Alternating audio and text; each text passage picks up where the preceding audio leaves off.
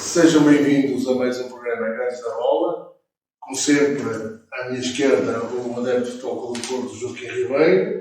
Logo a seguir, o adepto de Sporting Clube de Portugal, Carlos Monteiro. E logo a seguir, o adepto de Sporting Clube Benfica, Fernando Semana.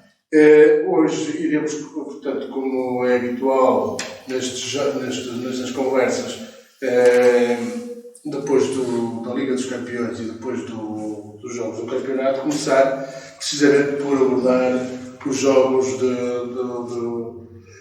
do campeonato e da Liga dos Campeões, começando pelo Fernando Semana, para ele dar a sua opinião do que viu neste fim de semana relativamente ao Benfica, aos jogos do Benfica, quer na Liga dos Campeões, quer na Liga Portuguesa.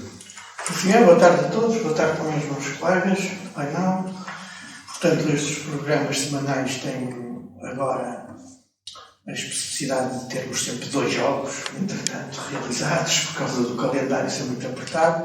No caso, portanto, houve uma jornada europeia em que os clubes portugueses, digamos, se dividiram em termos de performance, não é? Portanto, o Porto cumpriu o seu papel e conseguiu vencer os alemães com muitas peripécias de arbitragem, mas todas bem resolvidas, que foi uma coisa interessante. Lá está o desempenho correto do papel do VAR, situações espetaculares de um golo ser anulado e o jogo recomeçar com um penalti contra a equipa que beneficiaria do golo. Depois o penalti não foi convertido, mas pronto, o Porto, apesar dessas peripécias, antes disso já tinha os alemães marcado um golo que também foi anulado por falta no início da jogada. Portanto, foi um jogo cheio de peripécias de arbitragem, mas todas, felizmente, não é? Em amor da verdade, corretamente resolvidas, o que contrasta muitas vezes com o que se passa cá no Burgo.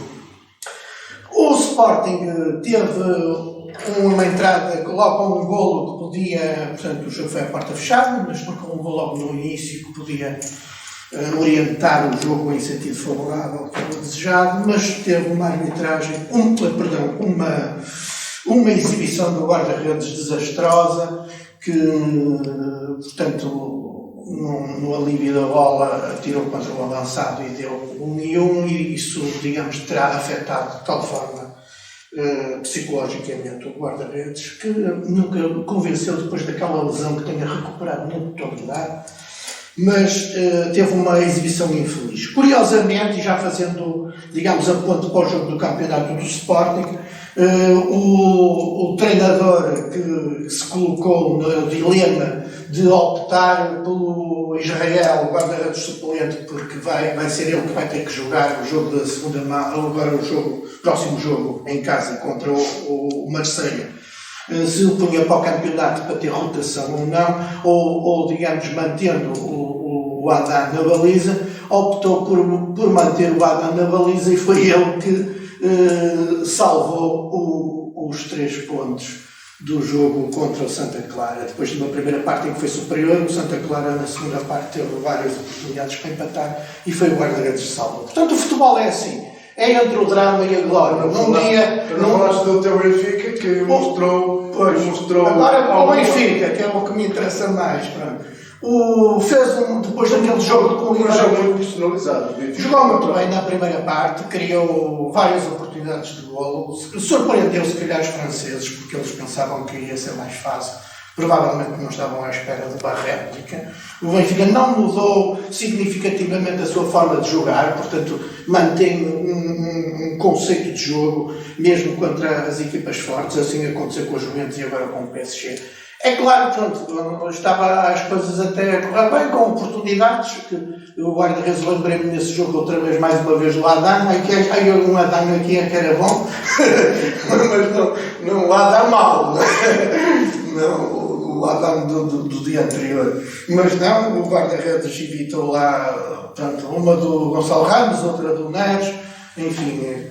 Também há uma inépcia da equipa do Benfica em termos de concretização das jogadas, o que foi muito mais patente até, aliás, com o jogo do Rio Ave. Na primeira parte criou 8 oportunidades de golo e teve que ser os defesas a marcarem os golos do Benfica. tinha, não é? Foi o Danilo no jogo com o PSG, que marcou na própria baliza e deu um empate, e o guarda-redes também a querer, quer dizer, o defesa passa-lhe a bola para em sentido fora da direção da baliza, e o guarda-redes faz a recepção da bola em direção à baliza e acabou por marcar a bola. São jogadas infelizes.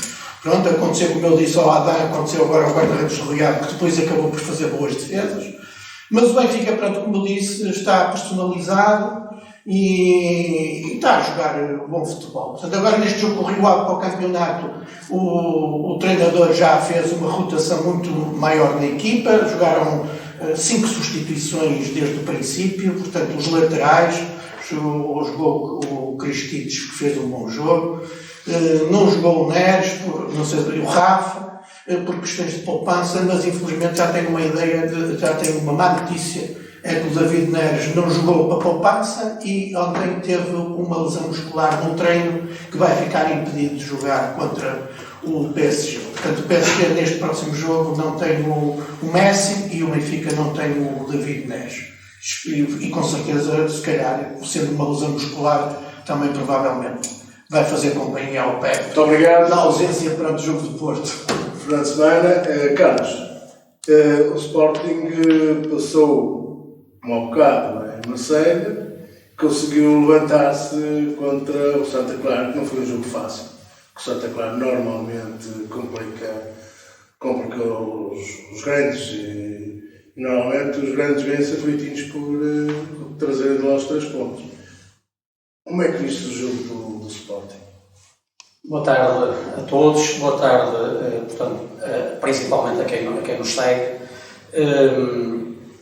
O Sporting contra o Marselha, em Marselha, começou muito bem, fez 1-0 logo no primeiro minuto de jogo, podia ter feito 2-0 e depois quase que é caso, acho que dava uma boa parangona. Eu não sou jornalista, mas se fosse, e se quisesse ser um pouco sarcástico, diria que foi Marselha 4, ADA 1.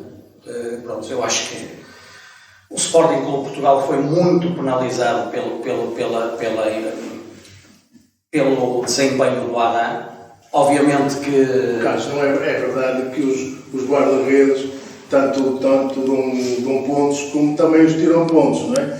Aqueles momentos de infelicidade que o Adam se calhar é o mais triste com isto tudo. Claro, e eu, embora seja muito exigente com o Sporting Clube Portugal, principalmente por quem nos representa, não só em campo, mas também fora de campo, no caso dos dirigentes, portanto, achei por bem não ter feito nenhuma publicação ultimamente, quer no jogo do Marselha, quer no jogo do Santa Clara. Isto porquê? Principalmente pelo ADA. Porque o ADA, eu não me esqueço, não tenho memória curta, o ADA já nos deu muitos pontos. Inclusive, deu-nos um título nacional ao fim de 19 anos, contribuiu bastante para esse título. Portanto, o ADA teve um desempenho, teve um jogo que eu acho que acontece uma vez na vida, porque não foi um erro, não foram 2, foram no mínimo 3 erros. Portanto, para um guarda-redes da estirpe do ADA, que é um excelente guarda-redes, na minha humilde opinião, foram muitos erros num jogo só. Agora, logo no jogo seguinte, nos Açores, deu-nos os 3 pontos. Estou completamente de acordo com o Rubem Amorim, o Sporting não jogou nada. Nada.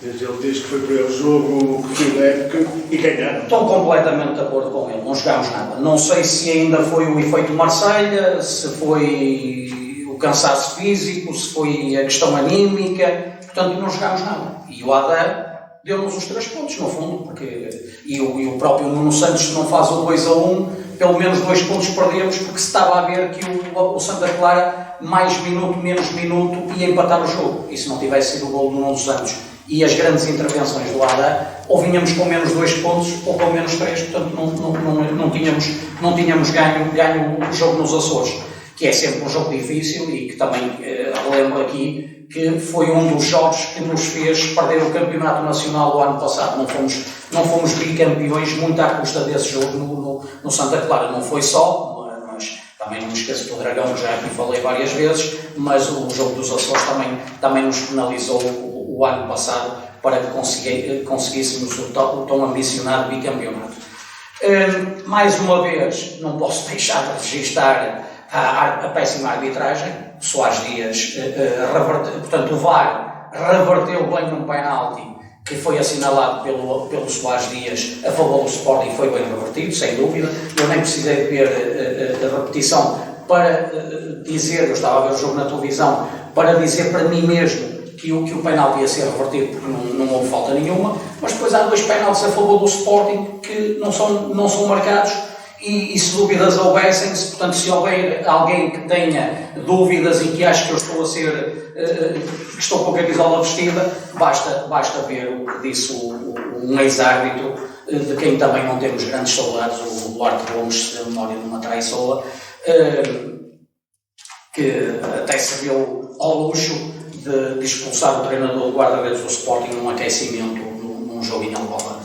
Já não posso precisar bem que jogo foi, mas foi um jogo em Alvalade, um Sporting, já não sei com quem, que ele no próprio aquecimento da equipa expulsou o guarda-redes suplente, uma coisa que eu nunca vi. Aliás, há coisas que eu nunca vi em lado nenhum, a não ser contra o Sporting, ao longo de épocas. Eu já vi o Duarte Gomes, digamos, só para não dizer que era só erros contra o Sporting, ficou marcado em toda a sua carreira por um penalti que marcou no Estádio da Luz, num jogo Benfica-Sporting, em que o guarda-redes não tocou no avançado, creio que foi o Lietz.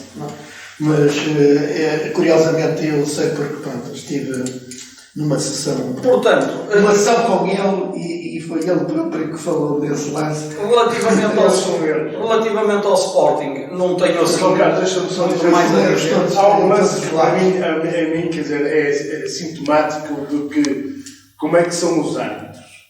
Num jogo, vi um árbitro contra o jogador e o jogador acabar por ser expulso.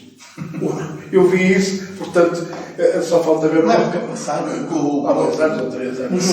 No Porto, um jogador do Porto. Eu recordo-me disso. E ele, o árbitro estava de costas e ele achou que o contacto. Não, Foi o Danilo do Porto. Eu recordo-me desse. Cara, já falaste sobre o Sporting, gostaria também de ouvir opiniões sobre o jogo do Benfica, quer na Liga, quer no Campeonato Nacional, como também já se falou do Porto, para além de que darei daqui a pouco conversa a palavra ao João. Relativamente aos rivais do meu clube, pronto, eu vejo, por norma não vejo os jogos, outras vezes vejo a conta-gotas. Vi o Benfica com o Paris Saint-Germain, não vi o jogo na totalidade, vi grande parte do jogo. É um facto que o Benfica fez um bom jogo. Os franceses provavelmente estavam à espera até pelo semblante dos seus jogadores a quando da saída, que não quiseram falar com ninguém e que vinham com um semblante carregado, portanto estavam convencidos que se calhar ganhavam com alguma facilidade. Do lado do Paris Saint-Germain? Provavelmente, mas isso já estamos habituados, mesmo em termos de seleção francesa, até nas camadas jovens isso acontece, portanto eles são muito arrogantes, têm a mania que ganham sempre e quando perdem têm mal perder, já vimos isso várias vezes, até nas próprias camadas jovens, com balneares destruídos e assim, uns episódios um bocado caricatos.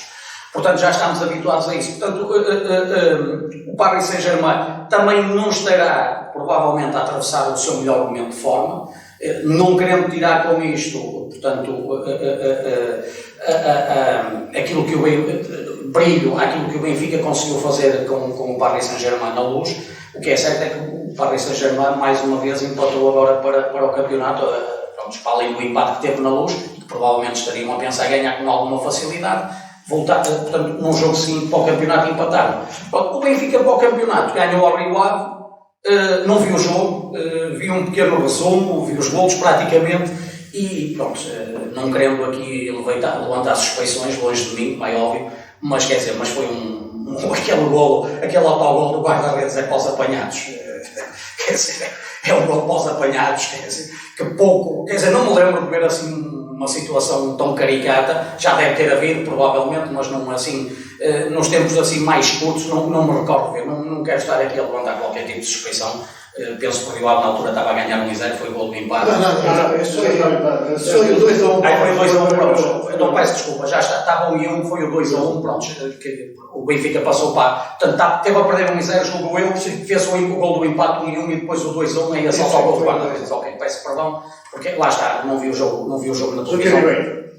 E agora o Porto, deixe-me só terminar com o Porto. O Porto, quanto ao Leverkusen, também vi um pouco do jogo, não foi fácil, principalmente a primeira parte.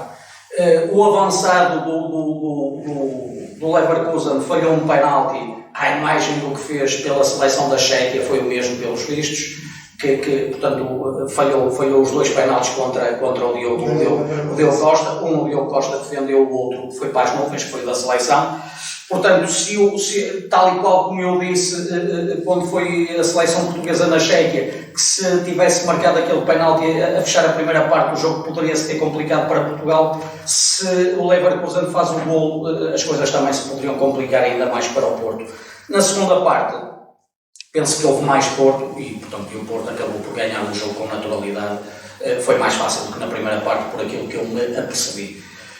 No jogo do campeonato, pronto, quer dizer, o Portimonense Porto, também sem querer estar a levantar grandes suspeições, porque já houve muitas suspeições sobre isso e continua a haver, e quem sou eu para levantar, portanto já se sabe que não há, quase nem vale a pena entrar em campo. A vitória é garantida, os 3 pontos são garantidos, porque aquilo é do género, não é bem, mas é do género daquela Cláusula da David Carmo, que já falei aqui a semana passada. Nós temos estas coisas que são engraçadas, são engraçadas.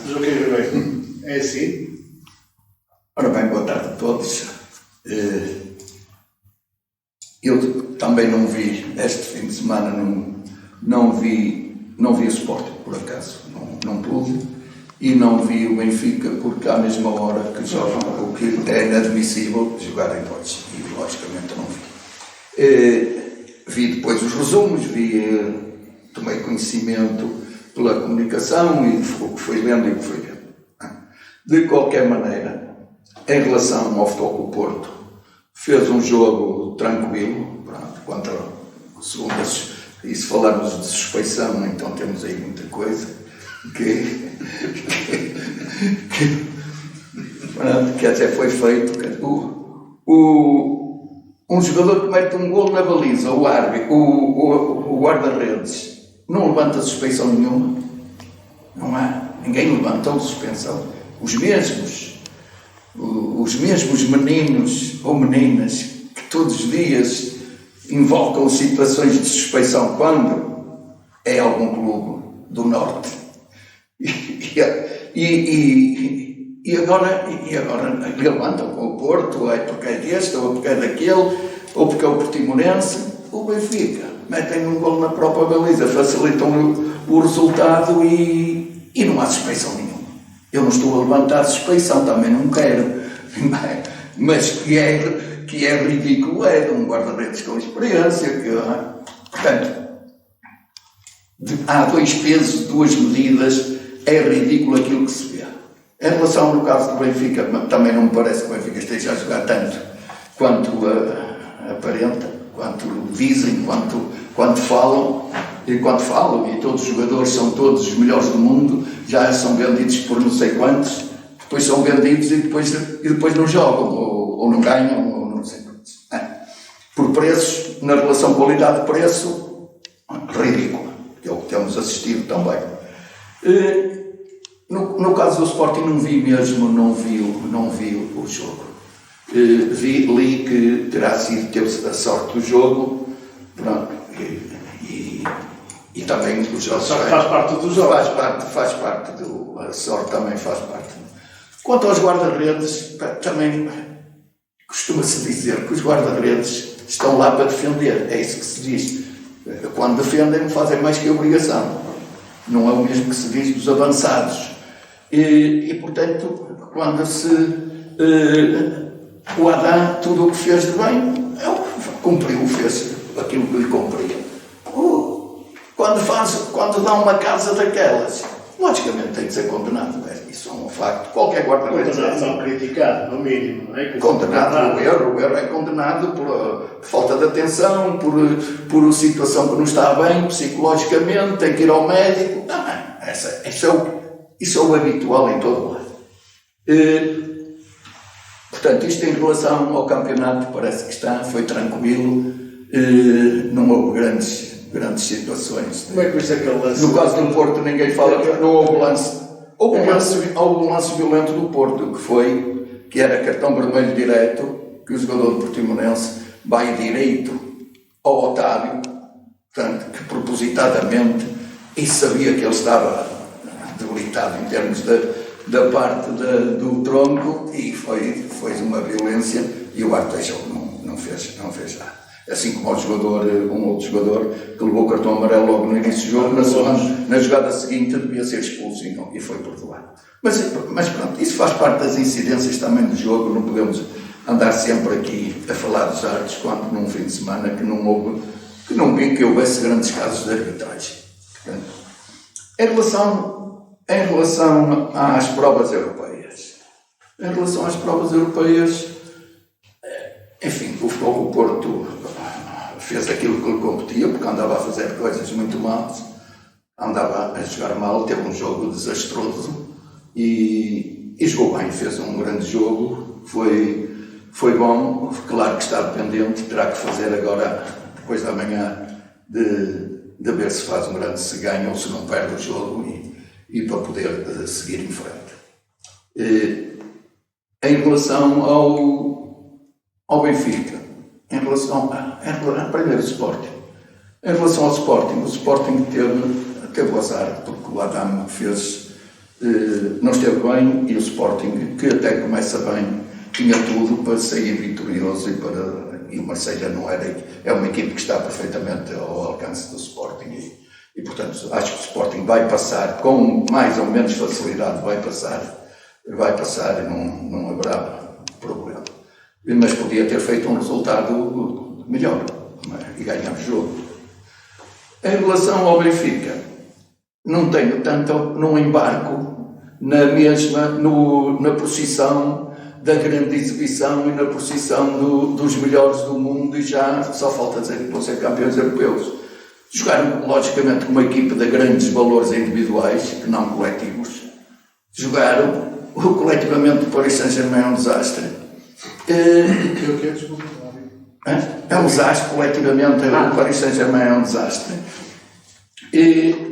São os reis e donos do mundo, como parece. Marcaram um golo primeiro, já ganharam as posições todas. O Benfica jogou abnegado, esforçado, não houve grandes exibições de ninguém que sobressaísse, não me pareceu, e empatou o jogo, e até podia ter ganho, como também podia ter perdido, porque há lá bolas que deu para um lado e para o outro, também podia ter perdido. Vamos a ver lá, toda a gente está convencida que vai agora no segundo jogo, que vai ser, mas eu acho que mesmo sem o Messi, logicamente é uma grande perda, não é comparar como ouvi ainda há bocado, que é o Paris Saint-Germain não jogando com o Messi é igual ao Benfica não jogar com o Neres. Com o Neres. Comparando como se... E o Neres nem sei se ia jogar, tenho a impressão. Mas nem iria jogar. Deixa-me... Ele não jogou contra o Braga. Deixa-me aqui... Não jogou contra o Rival, porquê? O Rafa também não jogou contra o Rival. E não ia atenção, porque eu não comparei o Messi com o David Neres. Minha opinião,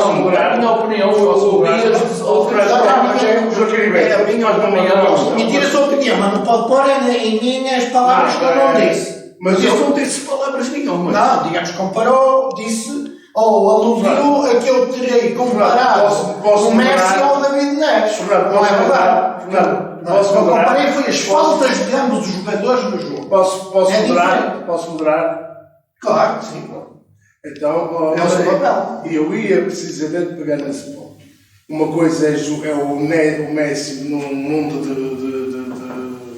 de brilhantes, não é? E outra coisa é o Neres, que é um jogador negado na equipa, que pode se calhar até fazer mais falta ao Benfica, o Neres, do que propriamente o Messi ou a minha alusão é não sou essa. eu que estou a falar, Fernando. E o alemão não veio para jogar. Não era o craque, o melhor do mundo. Era que tirava o lugar ao Neres. Mas fala do Porto. Pronto, estou a falar. Agora estás a falar do Estava a acabar. O alemão é que era o grande craque que vinha para, eventualmente, ou jogava ele o Neres ou como é que ele se chama?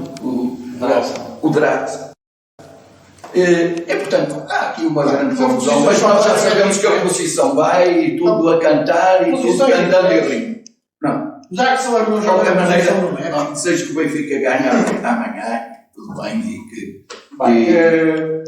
Se esgotar, seja o tema dos jogos dos três grandes em Portugal e na Liga dos Campeões, vamos agora abordar o tema Seleção Nacional e a composição do grupo que pertence a Portugal. Começaria pelo Carlos, que está calado há muito tempo, e portanto dava-lhe a palavra para ver como é que ele olha para o grupo em que Portugal está na preparação para o Euro 2024. Eu já estava a querer dizer que era 2026, mas é 2024. Já faltou o Qatar. Só o Mundial. O Fernando Santos já não deve ir a esse. Não sei. É verdade. O grupo, na minha ótica, Eu vou passar a dizer qual é o grupo: Portugal, Bósnia, Islândia, Luxemburgo, Eslováquia e Liechtenstein. o grupo na minha ótica, na prática, ou melhor, na teoria, é um grupo muito acessível. Portanto, Portugal tem a obrigação de ficar em primeiro lugar com alguma almofada. Na teoria, isto na teoria, na prática, as coisas por vezes são diferentes, não é? E por vezes perdem-se jogos e perdem-se pontos onde menos se espera e com adversários de menos valia. Tudo indica que desta vez não vamos precisar da calculadora. Tudo indica. Agora, como já estamos habituados, infelizmente, a sofrer e a estar sempre de calculadora na mão, poderá eventualmente acontecer novamente isso. Agora, em condições normais, Portugal tem total obrigação de ser o primeiro classificado do grupo e com uma boa almofada em termos de vantagem para o segundo lugar. Agora, eu não sei se o Fernando Santos ainda vai estar neste apuramento, se não vai, portanto, isso também poderá fazer alguma diferença, porque o Fernando Santos, pronto, é um selecionador, é treinador de futebol, já há muitos anos, com muita experiência, com um currículo, mas é um treinador que está, na minha humilde opinião, um bocadinho ultrapassado, é conservador demais e, portanto, atendendo à matéria-prima que nós temos, acho que precisamos de um treinador mais arrojado, um treinador se calhar mais jovem, embora por norma os selecionadores já é, digamos que em final de carreira que enveredam por ser selecionadores. Há aí uma exceção ao outro. Como é que tu vês a discussão que se está a fazer à volta do Cristiano Ronaldo, que tem sido, foi sempre e continuará a ser o melhor jogador de todos os tempos portugueses? Está-se a fazer uma celeuma muito grande à volta da participação dele no Mundial. Acha justo esta... Não acho justo, não só pelo jogador que ele foi, por todas as alegrias que deu aos portugueses, quer a nível de seleção, quer a nível de clubes, mesmo jogando no estrangeiro. Portanto, acho que todos os portugueses, ou praticamente todos os portugueses, haverão portugueses certamente que não gostam do Cristiano Ronaldo por este ou por aquele motivo, ou pela cor clubística, ou por ele ser arrogante. Portanto, há pessoas que e têm todo o direito. Deus quer, Deus não agradou a toda a gente e, portanto, o Cristiano Ronaldo também não vai agradar a toda a gente. Agora, atendendo ao passado e não só, ao passado e ao atual presente, até porque não nos podemos esquecer que ele no sábado ou no domingo fez o gol 700. Portanto, as pessoas esquecem-se, mas ele ainda está em para as curvas. Agora, obviamente que estamos a ver só o momento do Cristiano Ronaldo, e o Cristiano Ronaldo, portanto, esteve envolvido por culpa própria ou não sei se foi por culpa própria, se calhar terá a sua culpa também, esteve envolvido numa grande telenovela agora no fez, digamos assim, porque ia para aqui, ia para lá, não sei se ele teve culpa nisso ou não, se o próprio empresário também teve culpa, se foi a própria imprensa a mais culpada, não faço a mínima ideia. sei que ele passou um mau bocado, até porque pronto, ele teve um problema pessoal gravíssimo, que foi a perda de um filho, não é? Ou uma filha, nem sei ao certo qual é o sexo, mas isso também não é importante, é um filho ou uma filha. Pronto, e isso, quer dizer, obviamente que deixa marcas. E depois toda aquela indecisão de não querer ficar no Manchester, e pelo menos era isso que se dava a perceber, que queria jogar a Liga dos Campeões, até se fosse a hipótese do Sporting, pronto, com algum fundamento ou não sei também. Portanto, eu acho que ele tem sido alvo de alguma especulação, também se calhar, como eu já disse, com alguma culpa. Ele próprio disse que ia dar uma entrevista e já se passou bastante tempo e nunca mais deu essa entrevista, portanto continuamos sem saber grandes pormenores da boca dele, digamos assim. Sabemos por terceiros que poderá ser fidedigno ou não aquilo que vem vinculado ou veiculado na imprensa nacional e internacional. Agora, eu acho que temos que continuar a contar com o Cristiano Ronaldo. Joga 100%, não joga 100%, seja titular, não seja titular. É uma mais-valia para a seleção, é uma pessoa importante certamente naquele balneário, até para dar apoio aos mais jovens, porque estou convencido que não há jogador nenhum que não se veja no Cristiano Ronaldo e que não lhe queira seguir um ponto de inspiração e que não lhe queira seguir as pisadas de uma ou de outra forma. Pronto, já compraste a calculadora para a seleção do Euro 2024? Eu acho que é isso aí. Quer dizer, foi um sorteio extremamente benevolente para Portugal e foi uma equipa de sub-21 a jogar que é suficiente para se qualificar. Portanto, digamos, Portugal vai em ranking. É engraçado que os sorteios, todas as séries são todas. Há uma equipa sempre que é que está com Portugal, é apurado, exceto uma que tem os Países Baixos e a França, Países Baixos, França e a Grécia, que vai ser mais complicado. Eu não tenho os grupos todos presentes, mas o nosso foi é o mais equilibrado. Eu vi com a atenção dos grupos, há melhores. Sim, há cabeças sérias, sempre. Há cabeças sérias. Quer dizer, a Bósnia é a equipa que no ranking é mais próxima de nós. Nós somos sextos na Europa e eles são 26 ou 28. Portanto, basta aí só pela diferença. Todos os outros ainda estão mais abaixo. Portanto, aí é o que eu digo. Se, pronto, o nosso selecionador, se ainda lá estiver, pode estar a dormir o jogo todo, que mesmo assim os jogadores ganham. Mas eu acho que o melhor era pôr a equipa de sub-21. A nossa atual equipa de sub-21, nessa altura já tem 23. E relativamente ao. Já agora introduzi aqui um tema que eu depois queria aqui que o Joaquim falasse também, que é o tema do Qatar. Estamos aí com problemas no eixo da defesa e tem-se feito muita crítica severa ao Pep, que afinal de contas, pelos vistos, está lesionado e não tem feito parte dos convocados. Mas achas normal que um jogador que tem dado tudo à seleção nacional tem sempre mostrado disponibilidade, que se cria este clima de suspeição perante um jogador que tem sido de facto uma referência no futebol nacional? Não acho nada, quer dizer, a questão é, o Pep na seleção tem sempre um desempenho positivo, portanto a seleção precisa daquela agressividade, no bom sentido, digamos, que não aquela fora do jogo, que às vezes ocorre. Portanto, dentro do jogo, aquela agressividade dentro do jogo, digamos, dentro das regras, e se ele estiver em boa forma física, tem um lugar garantido na seleção. A questão é que não é essa a questão que eu ponho, não é essa a questão. Há hoje uma celeuma que foi criada na semana à volta do Pep, dizendo que ele, para os jogos menores, não se disponibiliza para a seleção nacional. Não, o problema é que ele tem passado por problemas físicos, como é conhecido, e devido precisamente à importância do tipo de jogo dele e da personalidade dele, é um jogador que a equipa precisa, portanto, e que, portanto, procura recuperá-lo no mais curto espaço de tempo. Então, digamos que aconteceu aquele jogo da Liga das Nações pelo meio, ele não estava ainda em condições físicas, pronto, não, ficou afastado da seleção. Depois aquilo que alguns comentadores dizem e levam para outros pontos fora do aspecto estritamente desportivo, eu passo ao lado e nem gosto de comentar isso. Agora, de facto, pronto, a questão lá está, também não sei se não existe, pronto, digamos, eu sou comentador, nem sou médico, e eu, grandes clubes como o Porto, e o Benfica e o Sporting têm as suas valências técnicas no interior do seu grupo e, portanto, a equipa médica deve saber. Agora, é natural que haja, lá está, para jogadores importantes em jogos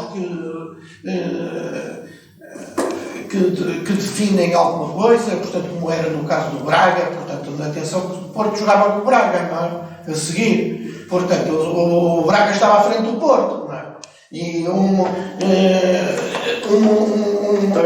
não vitória do Porto em casa frente ao Braga colocava-nos em posição difícil. Já temos aqui um jogador que está em fase de recuperação, não está na sua maior performance física, mas vamos aqui acelerar um bocado para ver se recupera. Pronto, recuperou, jogou. Portanto, não jogou na seleção, não jogou contra o Braga. Não há problema nenhum, acho que é normal. A questão é que lá está, essas acelerações depois trazem efeitos negativos. Eu já aludi, não sei se é o caso, das performances de natureza desportiva do Adam, que baixaram bastante de nível a partir do momento em que ele teve uma lesão e que diziam que ia estar afastado um determinado período de tempo, e ele acabou por regressar muito mais cedo do que o que diziam. Não sei se há algum acondicionamento físico por via disso, e agora está a acontecer nestas recuperações um bocado aceleradas dos jogadores que depois podem dar, digamos, recidivas ou pronto, não estão em boa, até pode não ser a mesma lesão, mas se o jogador não está em boa preparação física, está mais atreito a contrair outras lesões e voltar a ser afastado. Preciso ver também que o Pepe já tem uma idade, portanto, avançada, 39 anos, em que as recuperações já não são tão rápidas quanto um jogador. Bem, como é que tu olhas para este problema da seleção? Coisas extra não. Para 2024 e já agora que foi introduzido o tema do Mundial para o Qatar e esta questão do PEP, ligada à questão do PEP, gostaria de ouvir a tua opinião. Em relação a essa situação do PEP, eu tinha aqui para trazer isso exatamente hoje, aqui falando da seleção.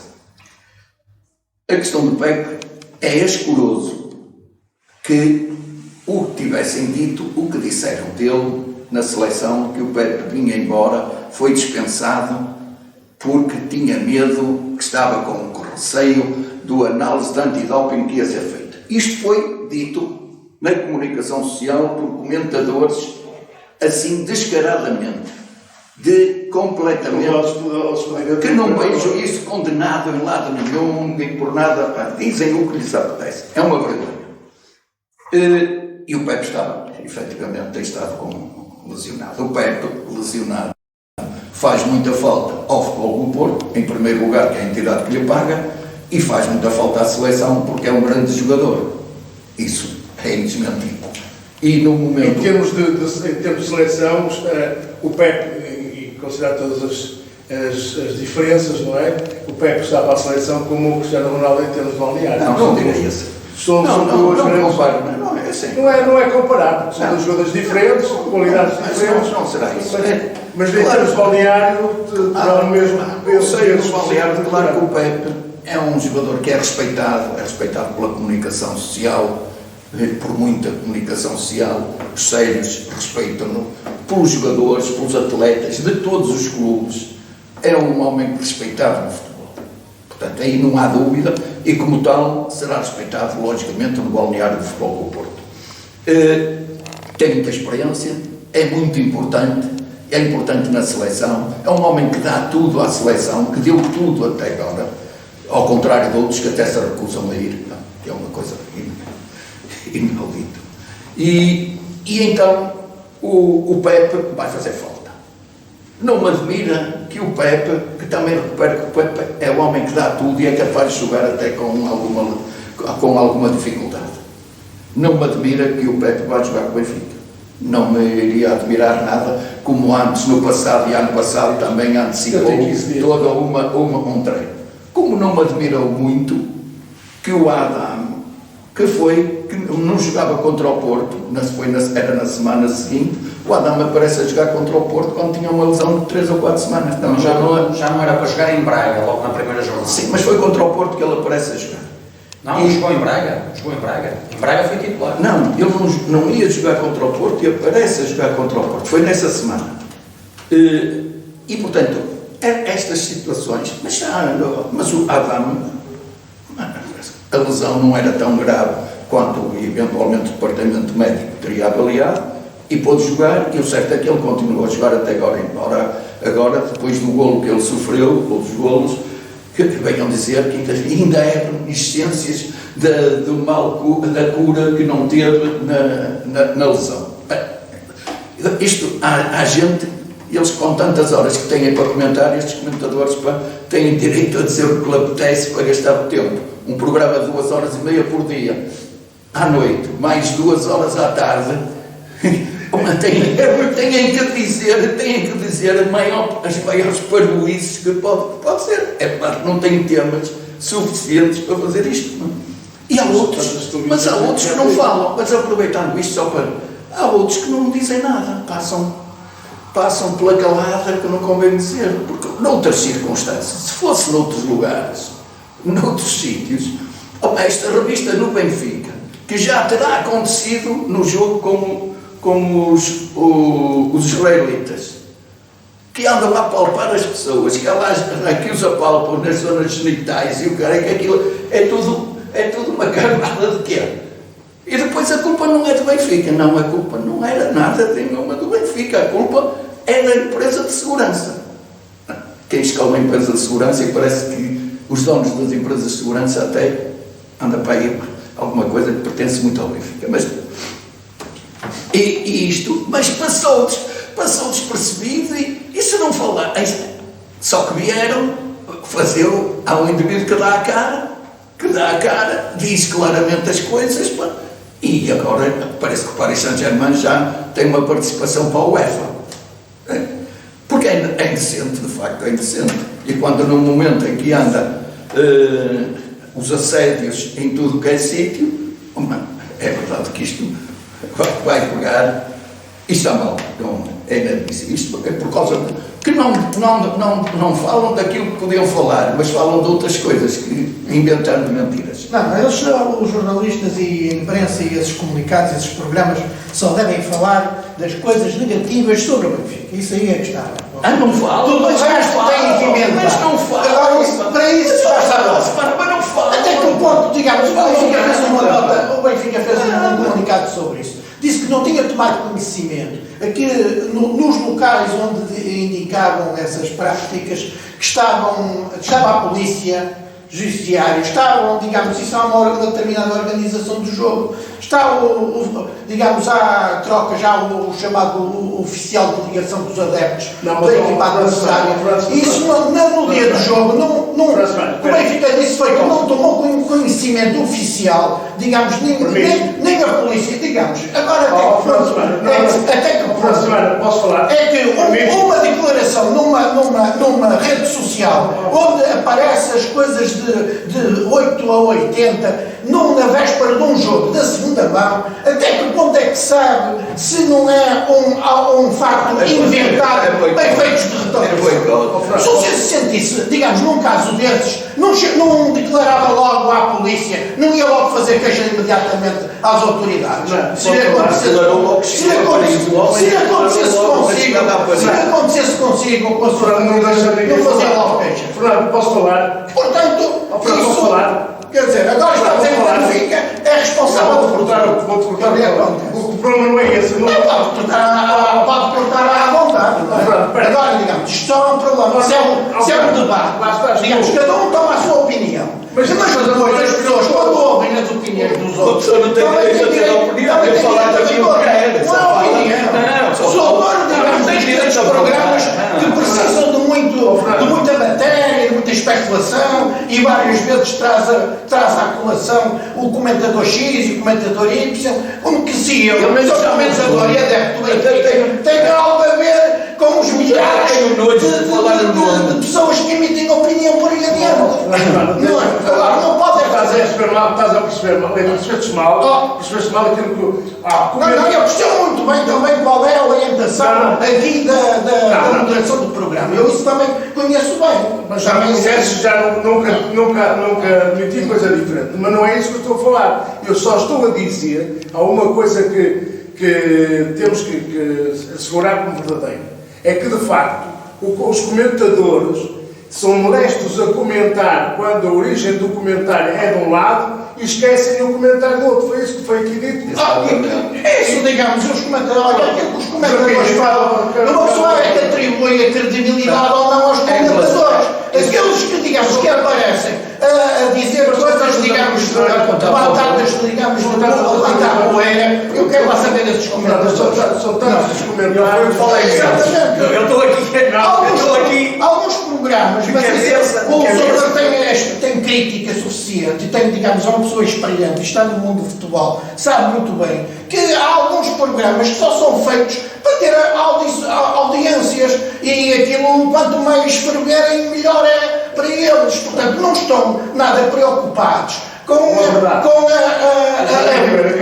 fair play, Para acabar a tua intervenção, porque eu depois queria dar uma próxima semana para outra questão. Estar a dar, digamos, Não vai ter mais tempo. Não, tens um minuto para acabar o coisa das taxas.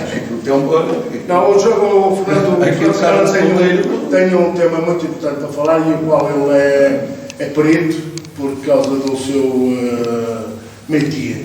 Mas Joaquim Ribeiro, tens a tua palavra para falar. Vamos lá ver, é só mais um apontamento que estava em sequência do que tinha sido dito e o caso do Messi que não vai jogar e que eu vejo que o Messi que tem 170 golos, salvo erro, mas o Cristiano Ronaldo tem 175 só. Seleções. Não, nas provas europeias. Na Liga dos Campeões. E, portanto, o Cristiano Ronaldo, comparado agora, logicamente, o Cristiano está em eficiência, quando, digamos assim, não está na Liga dos Campeões, teve uma atuação que não é correta, ninguém defende, não sei como é que foi aconselhado, acho que esteve mal, não conseguiu fazer aquilo que queria. Agora, em termos de seleção, eu já disse isto a semana passada, acho que o Cristiano Ronaldo é importante na seleção. Não quer dizer que seja importante que esteja dentro do campo quando não merece estar, porque os colegas se olham para o lado e também sabem reconhecer o Cristiano quando é um exemplo e é aquilo que querem seguir. Não podem estar a bater palmas e a querer quando olham para um Cristiano que está lá, por favor, a arrastar-se. Essa situação não pode ser. Portanto, o Fernando Santos terá que ter muita atenção em ter o Cristiano Ronaldo, se não estiver em jogo, está suplente, é uma pessoa importante, faz falta à seleção. Enquanto ele estiver em jogo e ao nível que está e no clube e nos clubes em que está e que se tem a representar, acho que estamos a dizer muito mal de uma pessoa que não merece, por tudo o que tem feito. É o melhor jogador do mundo de sempre. De português. Bateu todos os recordes e andamos nós a condenar. Como é que é possível que haja alguém em Portugal que dizer mal do Cristiano? Eu nunca fui um admirador de venerar o Cristiano Ronaldo. Gostava que ele fosse do Porto, é isso. Logicamente, agora, mas tenho que reconhecer, como vi ao Eusébio, agora ver gajos comentadores a dizer que o Eusébio é que foi o melhor jogador português de sempre. Isto até me fere os tímpanos, a todos e a qualquer português. Não vamos entrar nessa discussão. Vamos agora. Foi por causa do Cristiano Ronaldo. O Fernando de Semana trouxe para aqui para debate uma questão que tem feito furor na comunicação social e eu vou chamar, para além de tudo mais, que falo do assunto, até porque é um especialista em fiscalidade, que é a questão dos problemas fiscais do Fernando de Semana. O que é que parece, à luz daquilo que tu conheces e que é público, o que é que se passa? Ora bem, o que se passa foi, em maio deste ano, acho eu, foi o Expresso que deu pública notícia desse problema fiscal do Fernando Santos. Portanto, tem um valor aproximado de 4,5 milhões e que devia, portanto, que as pessoas dizem dívidas ao fisco, 4,5 milhões, derivadas da relação que tem, de facto, de ser selecionador nacional, portanto, da relação que tem com a Federação. Na altura, digamos... E receber dinheiro por via de uma empresa... Na altura, a Federação, digamos, e o Fernando Santos fizeram uma nota conjunta a dizer que, portanto, que nunca tinham dívidas, que não têm dívidas, que essa notícia viola o sigilo fiscal e que iria, digamos, portanto, fazer a defesa devida nas instâncias próprias relativamente às intenções que a autoridade tributária tinha de cobrar essa dívida. Pronto, digamos, isso foi em maio, os processos seguem a sua linha normal e agora voltou outra vez à carga porque, entretanto, o Centro de Arbitragem Administrativa, e, portanto, que eles recorreram, impugnaram as liquidações de IRS ao Selecionador Nacional,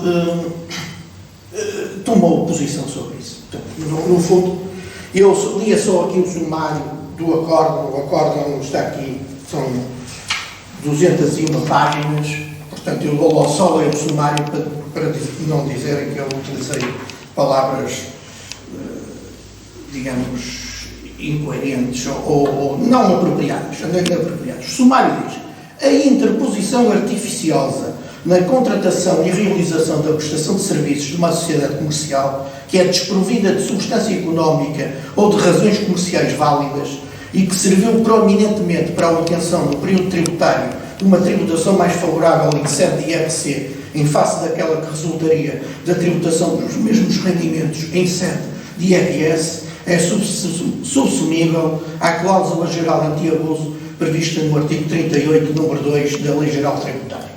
Pronto, então o que é que se passou?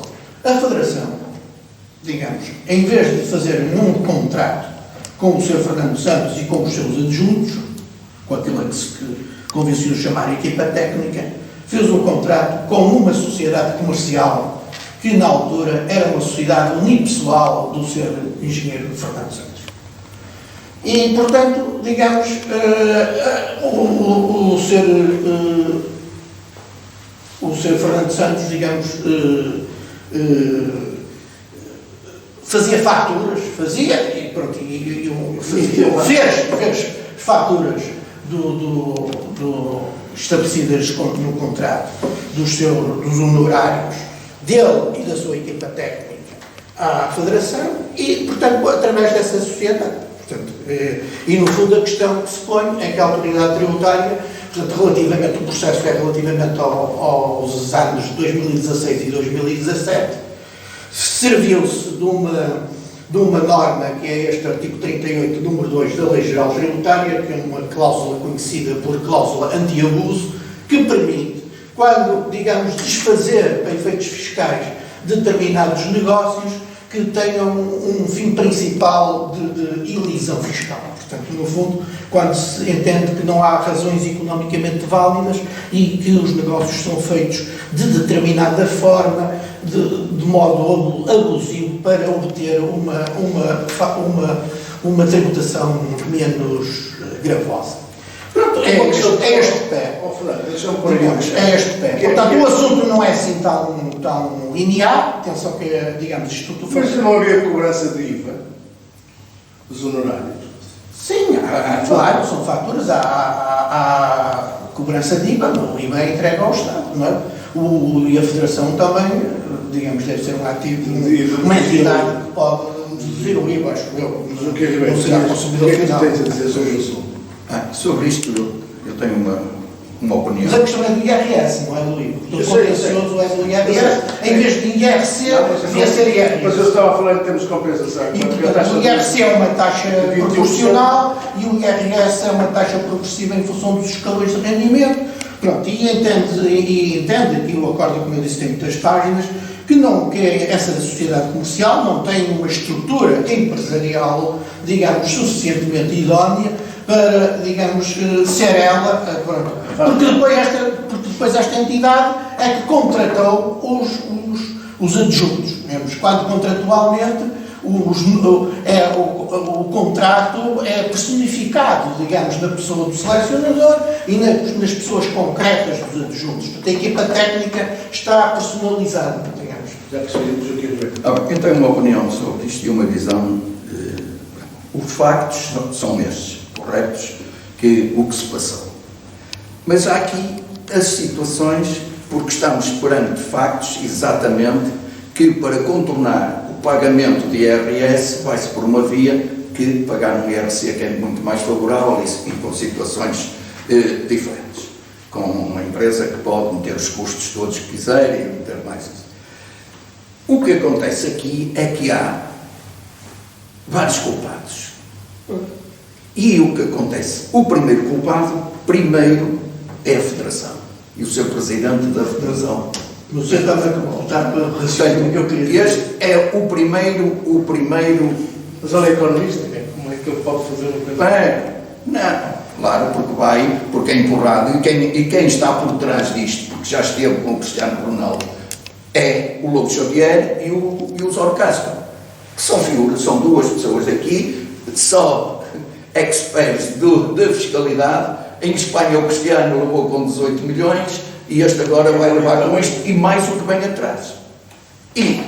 Mas são eles os experts que condicionam toda a gente a fazer habilidades. Pronto, aparentemente isto era uma situação mas é tal cláusula que a finalidade desta empresa não era uma atividade normal e de funcionamento, mas era somente para encobrir e para fazer fuga fiscal. Isto é claro.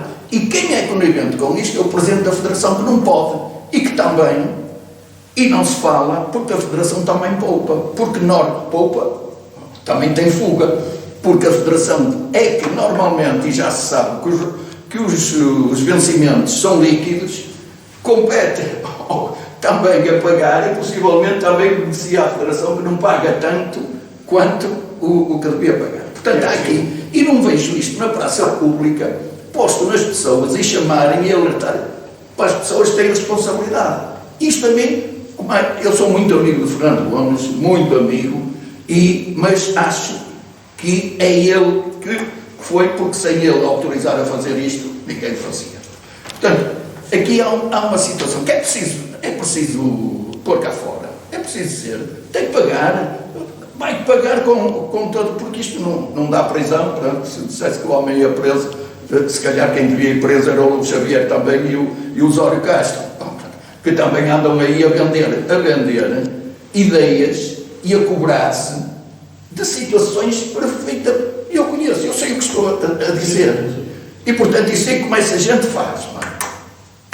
Portanto, não é possível. E agora vem isto, e há Jesus que o senhor, e coitado, ele se calhar é o menos culpado. Não sei se é ele que vai pagar, se é a Federação que vai assumir o pagamento porque ele recebia líquido e se calhar se vai... Mas tem que ser debatido isto, denunciado e debatido isto na praça pública, como se debate as outras coisas. Agora é encobrir agora. E o Fernando Santos vai ter que, se não sei se isto é a maneira de ir para fora e ele acelerar uma situação em relação temo que o Fernando Santos, que eu acho que é um beleza, não é treinador, que nunca foi treinador, nem no Porto quando foi, embora ganhasse um campeonato que deu o penta, mas e perdeu 2, e portanto o Fernando Santos não é treinador, mas é um coordenador de homens, um homem que gera bem a parte humana e que consegue pôr à sua volta a reunir e a fazer o esforço final e de ganhar. E tem o nosso tempo está a chegar ao fim, só o Carlos. Tens alguma coisa a acrescentar a esta questão de fiscalidade? Tenho, embora não seja não é a minha praia, portanto sou praticamente leigo nesta matéria, mas apetece-me dizer aqui algumas coisas E uma das coisas que me apetece dizer é que Portugal tem uma carga fiscal enorme à custa desta chique espertice. Que isto não são casos únicos. Há muitos casos. O Zé Povinho, digamos assim, eu e vocês e não sei o quê, não podemos fugir a nada. Portanto, nós é que estamos a pagar para estas trutas, entre aspas. Portanto, isto